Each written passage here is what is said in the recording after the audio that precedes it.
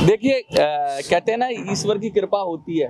तो वीडियो जब मैं बात कर रहा था तो आपसे बात कर ही रहा था, लेकिन बात करते करते दौलत जी भी आ गए, तो क्यों ना कहते हैं साथ में ही कर लिया जाए। तो वीडियो अब दौलत जी के साथ शुरू हुआ। दौलत जी जी। आप आए हैं तो चलिए आप ही से पूछ लेते हैं, क्या आपकी इंक्वायरी है, क्या क्वेरीज हैं जिस वजह से आप सर आ जाए। क्वेरी तो सबसे पहले यही है कि जो ईपीएफओ का ये माया जाल है क्या, हाँ। किस तरीके से उस पूरे जाल ने इन बुजुर्गों को फंसाया हुआ है और कैसे उससे बाहर निकले, और ये जो ऐप आई है अभी, हाँ। ये ऐप काम कैसे कर रही है और कैसी ये ऐप है, ये थोड़ा अगर आप हमारे दर्शकों को, सभी बुजुर्गों को जो पेंशन धारक है उनको समझाएंगे तो होगा कि इस वीडियो का कुछ फायदा उन तक पहुंचेगा। देखिए सबसे पहले हम ऐप को ही ले लेते हैं, क्योंकि फिर हम ईपीएफओ के मायाजाल पे जाएंगे तो विस्तार से बात होगी। हमने ऐप लॉन्च की तो ऐप को हमने कई तरीकों से लोगों को पहुंचाया। सबसे पहले तो हमारी वेबसाइट है www.minisansad.in। तो वेबसाइट हमारी बन गई है, वहाँ बहुत सारी इन्फॉर्मेशन मिलेगी आपको। वहाँ पर जाके आप ऐप डाउनलोड कर सकते हैं। ऐप क्या होता है, एग्जीक्यूटेबल फाइल होती है, एपीके फाइल बोलते हैं जिसको एंड्रॉयड में। उसको डाउनलोड करेंगे तो कभी कभी वो अगर वो गूगल प्ले स्टोर से डाउनलोड ना हो तो उसमें ये वार्निंग सा मैसेज देता है कि दिस हार्मफुल, लेकिन आप उसको डरना नहीं है, उससे आप ऐप आराम से डाउनलोड कर सकते हैं। दूसरा मैंने बताया था कि एक मेरा नंबर है, मोबाइल नंबर। अगर कोई मुझे उस पर व्हाट्सएप करता है, हाय लिखता है या कुछ भी लिखता है अपने भाषा में लिखता है, तो मैं उसको एपीके फाइल व्हाट्सएप पर भेज देता हूँ। वहाँ से भी डाउनलोड करके वो ऐप को इंस्टॉल कर सकते हैं। व्हाट्सएप का नंबर आप एक बार बता दें। व्हाट्सएप का नंबर वही है 8375009595। बड़ा कॉमन नंबर है, ज़्यादातर लोगों के पास है। तो इस पे अगर वो हाय लिखेंगे तो मैं उनको ऐप भेज दूंगा। तीसरा तरीका है प्ले स्टोर का तरीका। मैंने बताया प्ले स्टोर में 14 दिन लगते हैं, आप ऐप डाल लेते हैं। प्ले स्टोर में पड़ चुकी है ऐप, उसमें टेस्टिंग चल रही है, वेरिफिकेशन हो रहा है और बहुत सारी चीज़ें हो रही हैं। तो उसमें लगभग मुझे लगता है अगले हफ्ते प्ले स्टोर पर भी उपलब्ध हो जाएगी। तो आप प्ले स्टोर से भी फिर ये कोई जो एरर, ये सब चीज़ें आ रही हैं कि मतलब हार्मफुल वगैरह, ये सब चीज़ नहीं आएगी, क्योंकि प्ले स्टोर पर वो हो जाएगी, उपलब्ध हो जाएगी। अब मैं आपको अगली बात बताता हूँ कि ऐप के साथ एक तो ये है, दूसरा ऐप को जब कोई लोग रजिस्टर्ड कर रहे हैं तो उसमें भी कुछ ना कुछ उनको दिक्कतें आ रही हैं। सबसे पहली दिक्कत ये है कि जब आप ऐप की पहली बार स्क्रीन खोलते हैं तो वहाँ पर लॉगिन का फ्रेम आता है और रजिस्टर का फ्रेम आता है। तो फर्स्ट टाइम जो है उनको रजिस्टर करना पड़ता है। रजिस्ट्रेशन में वो सारी इन्फॉर्मेशन डालते हैं और उसमें पासवर्ड भी डालते हैं। कुछ लोग पूछ रहे हैं मुझसे कि पासवर्ड क्या डालें। भैया जो आपको अपना पासवर्ड बनाना है वही डालें। पासवर्ड खुद से बना सकते हैं। खुद से बना सकते हैं, वो मैं नहीं बताऊंगा, या आपको अपनी ईमेल वगैरह का पासवर्ड नहीं डालना है उसमें। आपको नया पासवर्ड बनाना है, जो पासवर्ड से आप लॉगिन करोगे। तो आप जो भी आपको इजी लगता हो पासवर्ड, या जो आपको याद कर सकते हो, ऐसा पासवर्ड बना लीजिए। नहीं पासवर्ड बनाना आता हो तो अपना मोबाइल नंबर ही डाल दीजिए उसमें, जिससे आपको याद रहे। तो अच्छा, जब रजिस्टर कोई करेगा नया व्यक्ति तो क्या क्या ऑप्शन उसके सामने खुल के आ रहे हैं? उसके नेम भरना है, उसको नेम के साथ साथ उसको अपना छोटी मोटी डिटेल है, ज़्यादा डिटेल है नहीं उसके अंदर। तो वो डिटेल भरेगा। डिटेल भरने के बाद वो जैसे मेल है, फीमेल है, ये डिटेल भरनी है, ईमेल आईडी भरना है, पासवर्ड भरना है, ये सब भरेगा, मोबाइल नंबर भरना है। ये सब भरने के बाद है वो रजिस्टर्ड करेगा, तो रजिस्टर्ड हो जाएगा। फिर से लॉगिन स्क्रीन पे आ जाएगा। अभी अंदर नहीं जाओगे आप। अब उसको जो उसने लॉगिन मोबाइल नंबर, तो लॉगिन आईडी में मोबाइल नंबर डालना है, और जो नीचे वाला जो खाना है जहाँ पासवर्ड लिखा हुआ है, वहाँ पे जो पासवर्ड बनाया है वो डालना है। उसके बाद वो ऐप के अंदर आ जाएगा। ऐप के अंदर आने के बाद भी बहुत सारे लोग काम नहीं कर रहे हैं, क्योंकि माई प्रोफाइल एक बटन है। उस प्रोफाइल बटन पे और ज़्यादा इन्फॉर्मेशन ऐड करनी है, क्योंकि आप जब रजिस्टर्ड करते हैं तो हम कम इन्फॉर्मेशन लेते हैं, लेकिन जब आप अंदर ऐप के अंदर जाएंगे तो आपको वहाँ पर जो है ना अपनी लोकसभा और विधानसभा जरूर भरनी है। क्योंकि हमें पता कैसे चलेगा कि आप किस लोकसभा से हो? तो माई प्रोफाइल बटन पे क्लिक करिए, मेरा प्रोफाइल बटन पे क्लिक करिए। वहाँ पे कुछ और ऑप्शन होगा, अपना फोटो भी लगा सकते हैं। फोटो का भी ऑप्शन है, बहुत सारे लोग फोटो लगा रहे हैं, तो फोटो लगा सकते हैं, जिससे आपको ही आसानी होगी। और वहाँ पर नीचे लोकसभा और विधानसभा का और स्टेट का, आप किस राज्य से हैं, ये भी ऑप्शन आएगा। तो आप स्टेट चूज करिए, अपने आप ऑटोमेटिकली लोकसभा आ जाएंगी। विधानसभा टाइप करने में लोगों को दिक्कत हो रही है, तो उस एरर को हम लोग रिजॉल्व कर रहे हैं। नया वर्जन जैसे ही आएगा तो विधानसभा में आप कॉपी पेस्ट करके कर सकते हैं या स्पेस मार के कर सकते हैं, जैसे भी कर लें अभी। लेकिन हम जैसे ही ऐप अपडेट होगी, अपडेशन भेज देंगे, तो विधानसभा का एरर है वो हट जाएगा। लेकिन आपको इसके साथ साथ क्या करना है कि जब आप अपना प्रोफाइल तो बना रहे हो, लेकिन आपको और लोगों को भी तो जोड़ना है। जो लोग नहीं चला सकते हैं, जानकारी नहीं है, तो अगर बहुत सारे लोगों ने बना लिया है उस पर अपना प्रोफाइल, तो उनसे मैं अपील करना चाहता हूँ। देखो, अब मैंने आपको प्रेरित किया तो आपने प्रोफाइल बना लिया, आपने ऐप इंस्टॉल कर ली। अब आप ऐप के जानकार हो गए हो, कैसे इंस्टॉल किया जाता है ये भी आपको पता हो गया है, कैसे प्रोफाइल बनाया जाता है ये भी पता हो गया है। तो आपको एक काम करना है, उसी में एक और बटन है ऐड न्यू मेंबर का। तो आपको रजिस्ट्रेशन करने के लिए किसी दूसरे के मोबाइल पे ऐप इंस्टॉल करने की जरूरत नहीं है। वो आप यहाँ से उसका नंबर डालो, उसकी डिटेल डालो और अपने यहाँ से आप उसको रजिस्टर्ड कर दो। इससे एक फायदा होगा, एक तो हमें पता लगेगा कौन आदमी काम कर रहा है। तो जो आदमी अपनी ऐप में से दूसरे लोगों को रजिस्टर्ड करेगा, न्यू मेंबर बनाएगा, तो वो इंसान हमारे लिए बहुत अच्छा है, क्योंकि वो हमारे सैनिक सेनापति बनने के काबिल है, क्योंकि वो हमारी मदद कर रहा है, लोगों को जोड़ने में मदद कर रहा है। तो मैं आप लोगों से, जो भी मेंबर बन गए हैं, वो मैं चाहूँगा वो नए मेंबर बनाएं उस ऐप के जरिए। और हो सके तो जब मेंबर बना दें, आप रजिस्ट्रेशन कर दें, तो कोशिश करें कि उनके मोबाइल में भी ऐप बाद में डाउनलोड कर दें, जिससे वो भी अपनी डिटेल देखते रहें। तो सब बनाना आपको अपने लॉगिन से, अपनी मेल आईडी से, जिससे रजिस्टर्ड आपके थ्रू होगा वो। तो आपके मेरे पास पता लग जाएगा कि 10 लोग बना रहे हैं, 20 बना रहे हैं, 50 बना रहे हैं, आपकी कितनी क्षमता है ये मुझे पता लग जाएगी। लेकिन जब आप उनको बना दें तो उनके मोबाइल में भी वो ऐप डाउनलोड कर दें और उनका लॉगिन करवा दें। उनका मोबाइल नंबर डाल के, by default mobile number he password बन जाता है, तो उनको आसानी रहेगी कि भाई मोबाइल नंबर डालो, वो लॉगिन करेंगे, वहाँ से देख सकते हैं। आगे वो भी नए मेंबर बना सकते हैं। तो कहने का मतलब है, ये चैन के जरिए हमें जल्दी 1 महीने में सारे लोगों को, जो जानते हैं मोबाइल वो ये काम करें, और जो नहीं जानते मदद करें। ये मैं कहना चाहता हूँ, जिससे हमारे पास सभी लोगों का लोकसभा वाइज, विधानसभा वाइज डाटा आ जाए। फिर हम ये एनालाइज करेंगे कि कौन सी लोकसभा और कौन सी विधानसभा में हमारी ताकत सबसे ज्यादा है, उस पर हम एकदम डंका बजा देंगे और वहां पेंशनर को जिताना शुरू करेंगे। अगर एक बार हमारे पेंशनर मेन स्ट्रीम पॉलिटिक्स में आ गए, वो चाहे राज्य की पॉलिटिक्स में आ जाएं, चाहे वो केंद्र की पॉलिटिक्स में आ जाएं, चाहे वो जैसे लोकल नगर निगम के चुनाव है उनकी पॉलिटिक्स में आ जाएं, तो वहां से वो परिवर्तन शुरू होगा। यही तरीका है ईपीएफओ को बदलने का, सरकार को बदलने का, और कोई दूसरा तरीका मुझे तो दिखाई नहीं देता, क्योंकि मांगने से ये देने वाले नहीं है। अब आ जाते हैं हम दूसरे सेक्शन में, जो आपने कहा। अब पूछिए, क्या पूछना चाहते हैं हम? ये जो दूसरा सेक्शन है, ईपीएफओ की चर्चा जो लगातार हो रही है, ये एक माया जाल है, एक संकट है। ये फंसे कैसे और अब इससे बचे कैसे? बस तो सकते ही नहीं आप। आज मैं पढ़ रहा था तो मुझे बड़ा आश्चर्य हुआ। मैंने ये सोचा, क्या हम जो ऑप्ट आउट करते हैं ईपीएस 95, क्या हमारी इच्छा है कि हम ईपीएस 95 ना लें? क्योंकि सरकार ने एक कानून बनाया, एक नियम बनाया कि एम्प्लॉयर जो नौकरी देता है वो सुरक्षित करेगा क्या? उस कर्मचारी की भविष्य को सुरक्षित करेगा। तो उस सुरक्षित करने के लिए वो कुछ पैसा, जो आपकी सैलरी है और बेसिक पे और डीए का पैसा का लगभग 12% के करीब वो कंट्रीब्यूट करेगा उसके भविष्य में, प्रोविडेंट फंड में, ईपीएफओ में। तो वो पैसा उसका पैसा है, जो एम्प्लॉयर का पैसा है, और उसको मैंडेटरी देना है किसके लिए? अपने एम्प्लॉय के लिए। लेकिन जिंदगी भर तो उसके लिए काम कर रहा है, तो भाई उसकी जिम्मेवारी बनती है। तो ये पैसा एम्प्लॉयर ने दे दिया और एम्प्लॉय के लिए हो गया, लेकिन खा कौन गया बीच में? खाने का मतलब इस पैसे के गया किसके पास? ईपीएफओ के पास। ईपीएफओ बीच में आ गया, अगर गलत शब्द कहूँ तो दलाल बनने वाला, और बीच का शब्द कहूँ तो कोऑर्डिनेशन करने के लिए।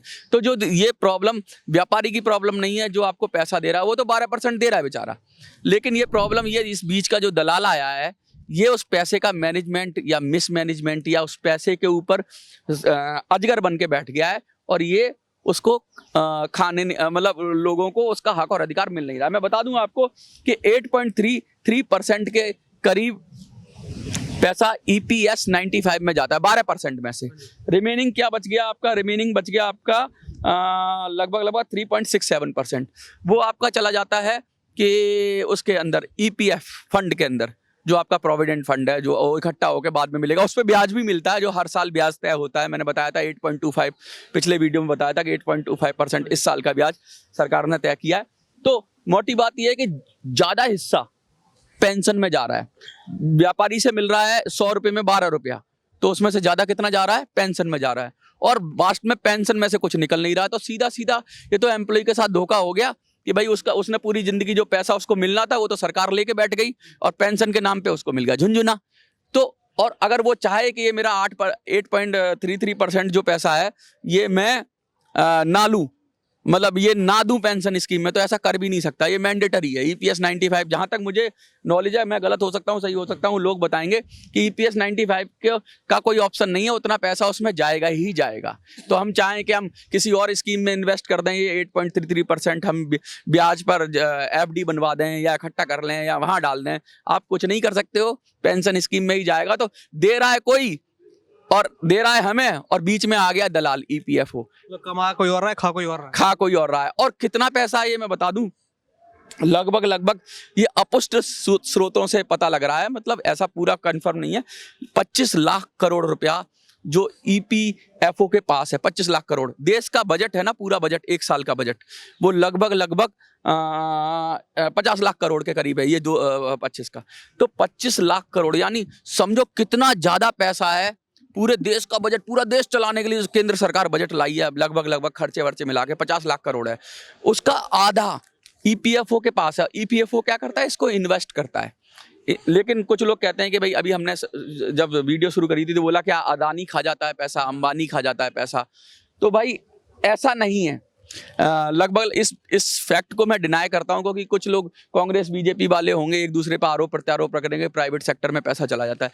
ज्यादातर पैसा गवर्नमेंट सिक्योरिटी में इन्वेस्ट होता है, राज्य की सरकारों में हो या केंद्र की सरकारों के जो प्रोजेक्ट होते हैं या उनकी जो स्कीम्स होती हैं, बॉन्ड्स होते हैं, उनमें ये पैसा ये ईपीएफओ इन्वेस्ट करता है। तो एक तरह से ये ठीक भी है कि सिक्योरिटी रहती है 90% के लगभग। ये भी अपुष्ट सूत्रों से कि कितना परसेंट होगा, लेकिन मैं ये बता रहा हूँ लगभग 100 में से 90 रुपए सरकारों के पास चले जाते हैं। सरकारें उनसे क्या करती हैं, रोड बनाती हैं, रेल बनाती हैं, हवाई जहाज बनाती हैं, ये स्कीम देती हैं फलानी ढिमकी, ये सारी वेलफेयर का काम करती हैं। तो हमारे आपके खून पसीने के पैसे को सरकारें अपनी वाहवाही बटोरने के लिए, हमने ये इतना लाख करोड़ इसको दे दिया, हमने ये दे दिया, हमने ये दे दिया, तो वो स्कीमों में हमारा पैसा जाता है। तो सरकार की जो भी गुडविल बनती है, हमारे आपके जो भी ईपीएफओ के मेंबर है उनके खून पसीने से बनती है। मैं बता दूं, ईपीएफओ जो है ना, ईपीएफओ के जो प्राइवेट कर्मचारी हैं, ये असेट्स हैं सरकार के लिए, क्योंकि इनकी वजह से, इनके पैसे की वजह से सरकारों को बहुत सारे योजनाएं चलाने में मदद होती है।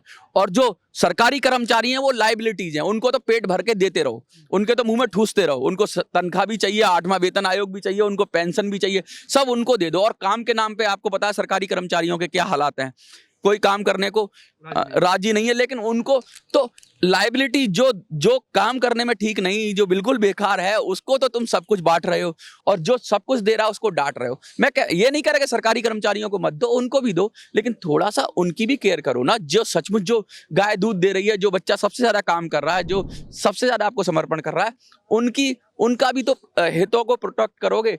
ये 25 लाख करोड़ रुपए का अगर ब्याज भी लगा लें, 5% भी ब्याज लगा लें, तो कम से कम 1.25 लाख करोड़ रुपया होता है। 5% में साल का बता रहा हूं, 1.25 लाख करोड़ रुपया कम नहीं होता है। इससे आराम से दिया जा सकता है। आप मतलब 5% साल का एनुअल इंटरेस्ट बता रहा हूं, अगर 10% लगेंगे तो 2.5 लाख करोड़ हो गया, लेकिन 10% तो नहीं होता, क्योंकि 8% तो करीब ये सरकार दे ही रही है ईपीएफ पर। मैं टोटल 25 लाख करोड़ टोटल बता रहा हूं, जिसमें कि प्रोविडेंट फंड भी है और पेंशन का भी पैसा है। अब ये कितना है, ये लगभग आधा हो सकता है या थोड़ा कम ज्यादा हो सकता है। तो कहने का मतलब ये है कि सरकार के पास इंटरेस्ट से भी बहुत पैसा आता है। सरकार ने क्या चालबाजी की है, सरकार ने कहा है कि हम भी इसमें पैसा देते हैं। 1.16% सरकार देती है, जो लगभग साल का 10,000, 11,000, 12,000 करोड़ रुपया होता है। तो 10, 11, 12,000 करोड़ रुपया साल का देती है, जिसके लिए अभी बीच में अफवाह उड़ा दी गई थी सरकार ने ईपीएस को पैसा दे दिया। ये सरकार का हमेशा से दे रही है सरकार 1.16%। और सरकार मिनिमम पेंशन भी की भी बात करती है, जिनकी पेंशन फॉर्मूले से कम होती है उसके भी पैसा। तो 10,000 करोड़ सरकार देकर और लाख करोड़ अंदर करती है, मुझे लगता है। जो और 7 करोड़ लोग लगातार उसके अंदर पैसा देते रहते हैं। तो ये निवेश बढ़ता जा रहा है, ये नई ईपीएफओ बिल्डिंगें खरीद रहा है, नए कर्मचारी कर रहा है और नई चीज़ों में खर्च करता होगा। इनकी सैलरी कहाँ से चल रही है? इनकी सैलरी इस 25 लाख करोड़ जो लोगों का इन्वेस्ट है ईपीएफओ में, ये बढ़ता जा रहा है। ईपीएफओ तो फैल के वो होता जा रहा है, हाथी होता जा रहा है, खा के पैसा बढ़ता ही जा रहा है। और जो कर्मचारी है रिटायर हो रहा है, वो सूख के पतला एकदम कंकाल बना जा रहा है, उसको तो अपने ही पैसों के इंतजार में। तो ये नीति ठीक नहीं है। मैं ये नहीं कह रहा कि ईपीएफओ की सेहत खराब हो, मैं ये नहीं कह रहा कि ईपीएफओ जैसी संस्था को एकदम डाइल्यूट कर दिया जाए, स्क्रैप आउट कर दिया जाए। लेकिन मैं ये कह रहा हूँ कि भाई ऐसी संस्था का क्या फायदा। और जो खाना तो जानती है, देना नहीं जानती, जो लेना तो जानती है, देना, ये तो लाला से भी खतरनाक है। लाला में 2 ला होते हैं, ला यानी लिया, ठीक है। ये तो लाला नहीं है, तो काला है, मतलब ला और हो जा काला। ये तो काला कर देते हैं पैसे को, गायब ही कर देते हैं पैसे को। कुछ दिन बाद ये कही, और अनक्लेम्ड पैसा भी पड़ा हुआ है। अनक्लेम्ड का मतलब है ईपीएफओ में बहुत सारा अनक्लेम्ड पैसा भी पड़ा हुआ है। अनक्लेम्ड मतलब जिसका कोई लेने वाला नहीं है, तो ऐसा भी पैसा है। इतनी सब चीज होने के बाद भी आप पेंशनर को 250-500 रुपया दे रहे हो। शर्म आनी चाहिए आपको। इतने आप हेल्दी हो, सब कुछ है, आपकी सब कुछ है, और आप कह रहे हो हम गरीब हैं, कमजोर हैं। ये तो वही वाली बात हो गई कि एक मोटा आदमी बैठा है और 500 रोटी अपने पास रख ली है और 40-50 उसे खानी है, 450 उसके पास पड़ी है, और कह रहा है मुझे तो बहुत भूख लगेगी, मेरा पेट देखो कितना बड़ा है। अबे 400 रख ले तू, 50 रख ले, 450 रोटी है तो छोड़। तो ईपीएफओ का जो बड़ा भूखा वही है जिसके पास ज्यादा रोटी है। हाँ, सबसे ज्यादा रोटी है। अब इसका हल क्या है? इसका हल तो यही है कि नीति में परिवर्तन होना सरकार की नीति में परिवर्तन करना पड़ेगा। सरकार की बहुत सारी योजनाएं ईपीएफओ की, मुझे लगता है ईपीएफओ बहुत बड़ा इन्वेस्टर है सरकार के लिए, पैसा देने के लिए। तो सरकार तो क्यों चाहेगी कि भाई ईपीएफओ में से ये हमारी कामधेनु गाय, ये दूध देने वाली गाय है, इससे जितना चाहे निचोड़ लो और इसके बल पे अपने मसीहा बन जाओ। तो हमें इसके पर कतरने होंगे, सरकारों के पर कतरने होंगे। इसलिए कोई भी सरकार हो, कांग्रेस की हो, बीजेपी की हो, वो उसको पता है कि बस इनको इस तरीके से पैसा इकट्ठा करते रहो और अपना पूरी योजनाएं चलाते रहो। हम ये कर रहे हैं, हम इनका वेलफेयर कर रहे हैं, हम उनका वेलफेयर कर रहे हैं, हम फलाना कर रहे हैं, ढिमका कर रहे हैं। भाई करो ना, तो तुम और तरीके ढूंढो ना। किसी से छीन कर किसी का वेलफेयर करना वेलफेयर नहीं होता है। आप कुछ ऐसे रिसोर्स बनाओ जिसमें विन विन सिचुएशन हो। प्राइवेट कर्मचारी को हराकर सरकारी कर्मचारी को जिताना, ये वेलफेयर नहीं है। प्राइवेट का भी वेलफेयर हो, सरकारी का भी वेलफेयर हो, वो वेलफेयर स्कीम होती है जिसमें सब कर भला हो भला। इसमें क्या है, एक को नुकसान पहुंचा रहे हो, दूसरे को फायदा दे रहे हो, एक भूखा पड़ा है। तो इसमें क्या होगा, ये क्रांति को जन्म देता है, ये रिवोल्ट को जन्म देता है। ये जब इतना अत्याचार हद से ज्यादा हो जाएगा, किसी को इतना दबाओगे, क्योंकि निर्बल को ना सताइए, बाकी मोटी हाय, और एक बार पड़ जाए तो सत्यानाश हो जाए। तो कहीं सरकार का सत्यानाश ना हो जाए। सरकारों को नीतियां बदलनी पड़ेंगी, सरकारों को पॉलिसी बदलनी पड़ेगी, सरकारों को अपनी चीजों पर पुनः विचार करना पड़ेगा। शायद मोदी जी को इतनी जानकारी ना हो, क्योंकि एक आदमी कितनी जानकारी लेगा ईपीएफओ के बारे में। उनको तो ये बता दिया जाता होगा थोड़ा बहुत, भाई एक आदमी कितने कितने फील्ड का जाएगा। ये नीचे की जो टीम है यही मैनेज करती है। ये जो आईएएस लोग हैं ये मैनेज करते हैं। और ये लोग कौन लोग हैं? ये लोग वो लोग हैं जिनको समाज से कोई मतलब नहीं होता। ये पढ़ते भी हैं, जब आईएएस बनते हैं तो समाज से कट के बनते हैं। इनको क्या मतलब समाज रो रहा है, धो रहा है? इनको तो बुद्धि वाले लोग हैं, ये बुद्धि चलाते हैं। इनके पास इमोशंस नहीं है, संवेदना नहीं है। इनकी तो बस कलम चलती है, कलम चलती है, हाँ कलम चलती है, कुछ भी कलम चला देंगे। इनके पास संवेदना नाम की चीज होती नहीं है ज्यादातर लोगों के पास। मैं अपवाद होंगे कुछ लोग जो अच्छे हों, जो संवेदनशील हों, लेकिन ज्यादातर लोग ये कटे होते हैं। ये अपने परिवार से कट जाते हैं, ये अपने समाज से कट जाते हैं, या किसी सामने, ये सबको गुलाम की तरह देखते हैं। ये एक तरह की अंग्रेजियत जो अंग्रेज चले गए, लेकिन ये अंग्रेजी छोड़ गए ना, ये अंग्रेजी सिस्टम छोड़ गए। तो ये कलेक्टर थे पहले, अब ये बन गए हैं डीएम, और अब ये कमिश्नर बन गए हैं। ये जो लोग हैं ना, असल में ये प्रॉब्लम की जड़ है। ये प्रॉब्लम की जड़ है, हाँ, ब्यूरोक्रेट्स हैं, ये प्रॉब्लम की जड़ है। क्योंकि नीतियां तो यही बनाते हैं। सरकार को इतना कोई पढ़ा लिखा होता होगा, या कोई इतना एक्सपर्ट होता होगा। सर ये तो बस ये बता देते हैं, ये बजट बनाने वाले यही लोग हैं। ये कहते हैं सरकार ने कह दिया जी 10 लाख करोड़ चाहिए हमें, तो इनको पता है कि किसको दबाओ, प्राइवेट कर्मचारी को दबाओ। 10 लाख करोड़ कहाँ से इकट्ठा करना है, अब इनको पता है किधर से इकट्ठा करना है। सरकार ने तो बता दिया हमें इतना खर्चा करना है, इतना वेलफेयर करना है। तो ये क्या करेंगे, ये इस पे ध्यान नहीं लगाएंगे कि इस वेलफेयर को करने के लिए क्या क्या रिसोर्सेज हो सकती हैं जहां से वेलफेयर हो। इनको सीधा सारा सरल तरीका पता है कि इसको दबा दो। तो ये शॉर्टकट अपना लिया है ईपीएफओ के जरिए, या प्राइवेट कर्मचारियों को दबाकर उनका हक मारकर। ये शॉर्टकट है। लॉन्ग कट ये होता कि यही अधिकारी लगते, कुछ नए तरीके खोजते जिसमें से लोगों का वेलफेयर सच में होता है, रेवेन्यू जनरेट होता। ये रेवेन्यू जनरेट करने का कोई उत्तम, अच्छा और बढ़िया तरीका नहीं है कि किसी का पेट काटो, किसी को दो। बस यही कहना चाहता हूँ। और मैं ये कहना चाहता हूँ, ऐप पे ज़्यादा से ज़्यादा लोग करें। पॉलिटिकल पार्टी का डिसीजन हम बाद में करेंगे, सबसे पहले हम संगठित होंगे। और देश के अंदर बहुत कुछ तामझाम गलत हो रहा है, ये पूरी नीतियाँ ही बदलने की ज़रूरत है। लगातार मैं 26 जनवरी बिल की बात करता हूँ, बहुत सारी बात करता हूँ, किसी दिन और बात करूँगा गहराई से। आज के लिए इतना ही। सर एक सवाल है, जैसे कि अभी 8 मार्च आने वाला है, ये बड़ा चर्चा में है हाँ। कि 2,500 रुपए महिलाओं को मिलेंगे। ये स्कीम बीजेपी ने चालू कर दी, आम आदमी पार्टी उनके पीछे पड़ी है, लेकिन इन स्कीम के लिए पैसा एकदम से कहाँ से आ जाता है कि 2,500 रुपए बांट देंगे? सकता, झूठ बोलते हैं। 2,500 रुपया कैसे दे देंगे? इतने बुजुर्ग परेशान है उनको। अरे किसी को नहीं देंगे ये 2,500, थोड़ा बहुत दे देंगे, अपने कार्यकर्ताओं को दे देंगे, रस्म अदायगी हो जाएगी। दे किसी को नहीं रहे हैं। ये क्या हो रहा है कि ये अब खुद भी फंसते जा रहे हैं। पॉपुलरिस्टिक चीज़ों के अरविंद केजरीवाल ने शुरुआत की, कांग्रेस ने पहले शुरुआत की थी, फिर अरविंद केजरीवाल जी आगे कूद पड़े उसमें। अब इनको क्या है कि ये ऐसे माया जाल फेंकते हैं, ये लालच का यूज़ करते हैं। हमारे आपके मन में सब में लालच होता है और हमको ये आदत डाल रहे हैं ग्रीडी होने की, सेल्फिश होने की आदत डाल रहे हैं। पब्लिक को सेल्फिश होने की आदत डाल रहे हैं। अपना मतलब रखो, देश जाए भाड़ में, इंफ्रास्ट्रक्चर जाए भाड़ में। किसी से लूट के ला रहे हो, कहाँ से ला रहे हो, कोई नहीं पूछेगा कि भाई, कोई समझदार नागरिक उठ के वो पूछेगा कि तुम 2,500 रुपये ला रहे हो तो कहाँ से ला रहे हो। उसको पता नहीं कि किसी और कर्मचारी का पेट काट के ला रहे हो तुम 2,500 रुपये। तो यहाँ भी किसी का पेट कटना है, तो किसी का पेट कटना है। किसी को देंगे तो किसी का काटेंगे, और किसका काटेंगे? ताकतवर का नहीं कटता है भाई साहब। गलत फहमी में हो कि अमीर से लूट के कोई गरीब को देती है। एक गरीब दूसरे गरीब का पेट काटता है, यही सच्चाई है। ताकतवर का कोई नहीं कटता। अदानी अंबानी इनकी औकात नहीं जो काट लें। उसको तो ये वो भी कर देंगे, लोन माफ कर देंगे, लोन माफ कर देंगे। ये नहीं काटेंगे, ये किसी और गरीब का काटेंगे। तुम खुश हो जाओगे मुझे मिला। अरे दूसरे की रोटी छीन के तुम्हें मिल गई तो वो रोटी तुम्हारे, वो जो तुम्हें 2,500 मिलेंगे ना, वो तुम्हारे जीवन को तृप्त नहीं करेंगे। वो तुम्हारे हैं नहीं, वो किसी और के हैं, और वो बद्दुआ लगेगी वो अलग। तो ऐसा काम सरकारों को नहीं करना चाहिए। बस यही कहना चाहूँगा। बहुत बहुत धन्यवाद।